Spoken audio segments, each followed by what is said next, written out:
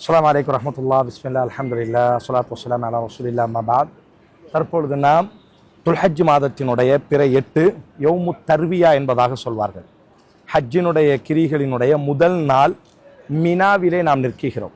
நபி ஸல்லல்லாஹு அலைஹி வஸல்லம் துல்ஹஜ் மாதம் 8ஆம் நாள் சூரியன் உதைத்ததற்கு பிறகு அல்லாஹ்வின் தூதர் ஸல்லல்லாஹு அலைஹி வஸல்லம் அவர்கள் மினாவிற்கு பயணப்பட்டு வந்தார்கள்.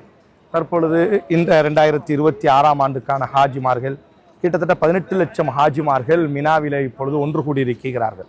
அல்லாஹுவின் தூதர் ஸல்லல்லாஹு அலைஹி வஸல்லம் அவர்கள் மினாவை பற்றி சொல்லும் பொழுது, மினாவிலே மஸ்ஜிதுல் ஹைஃப் என்ற ஒரு மஸ்ஜித் இருக்கிறது. அல்லாஹுவின் தூதரினுடைய காலத்திலேயே உள்ள ஒரு மஸ்ஜித்.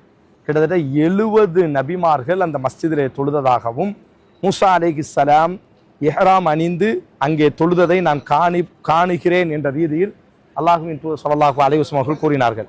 ஹஜ்ஜினுடைய மொத்தம் 5-6 நாட்களில் அதிகமான நாட்கள் 5 நாட்கள், கிட்டத்தட்ட 13 வரை நாம் ஹஜ்ஜினுடைய கிரிகளை நிறைவேற்றினோம் என்று சொன்னால் 5 நாட்கள் மினாவில் தான் ஹாஜிமார்கள் என்ன செய்வார்கள் என்று சொன்னால் இருப்பார்கள்.